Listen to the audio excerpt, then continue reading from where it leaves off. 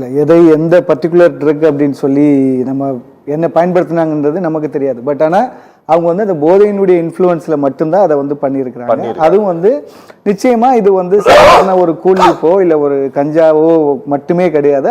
அதற்கு மேல் உள்ள ஒரு ட்ரக் தான் அதை வந்து அவங்க பயன்படுத்தியிருக்க முடியும். ஏன்னா அவர்களுடைய அந்த நடவடிக்கைகள் எல்லாமே வந்து அந்த மாதிரி தான் இருக்குது.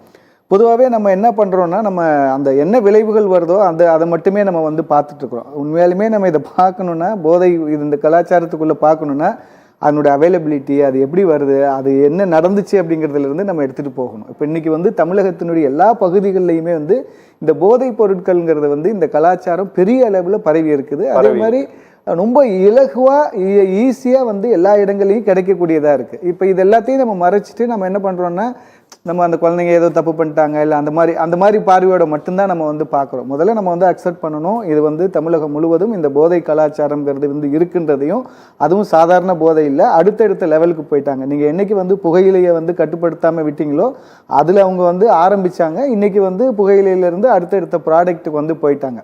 ஸோ அதனால் போதைப் பொருள் அப்படிங்கிறது வந்து அதனுடைய இன்ஃப்ளூயன்ஸில் மட்டும்தான் அவங்க இந்த மாதிரி வந்து பண்ண முடியும். இது வந்து வட மாநிலத்தவரை வந்து தாக்குனாங்க, இல்லை வந்து ரீல்ஸ்க்காக தாக்குனாங்க, அதெல்லாம் இல்லை.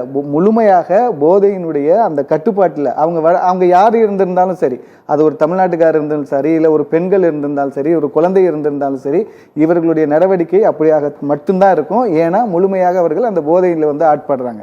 நீங்கள் நிறைய பார்த்துருக்க முடியும். ஏன் இது வந்து நீங்கள் ஏதோ வட மாநிலத்தவர்னு சொல்கிறீங்க, இதே போதை ஆசாமிகள் காவல்துறையினரை வந்து தாக்கிய சம்பவம் நடந்ததா இல்லையா? வீடியோஸ் வந்ததா இல்லையா? அப்போ இங்க வந்து யாருங்கிறது பொருட்டு இல்லை. அந்த போதையை நீங்க போட்டுட்டீங்கன்னா அவங்களுக்கு வந்து ஒரு டார்கெட் வந்துடும். அந்த டார்கெட்டை நோக்கி அவங்க வந்து அட்டாக் பண்ண ஆரம்பிப்பாங்க.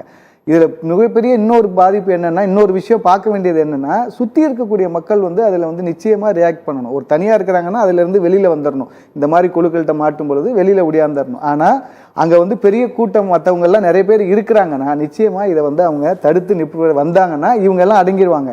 நீங்கள் நினைக்கிற மாதிரி இந்த வீரம் வந்து அந்த போதையினுடைய வீரம் வந்து எப்போ இருக்குன்னா, இந்த டார்கெட்டை நோக்கி இருக்கும். அந்த டார்கெட் ஓட விரட்டிட்டு இருப்பாங்க. ஆனால் அதே சமயத்தில் சுற்றி வந்து அவங்கள வந்து டார்கெட் பண்ண ஆரம்பிச்சாச்சுன்னா இவங்களால அதை சமாளிக்க முடியாது.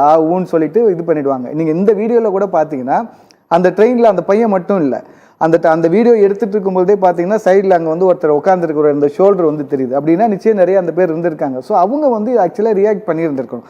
அந்த ட்ரெயினில் அந்த பையனுக்கு வந்து அவங்க ரியாக்ட் பண்ணியிருந்தாங்கன்னு சொன்னால் இந்த 4 பேரும் அந்த பையனை இழுத்துட்டு போய் இந்த அளவுக்கு வந்து கொடுமைப்படுத்தியிருக்க வேண்டிய, வெட்டியிருக்க வேண்டிய நிகழ்வு வந்து நடந்திருக்காது. அப்போ அதை ட்ரெயின்லேயே வந்து நம்ம வந்து தடுத்து நிறுத்தியிருக்க முடியும்.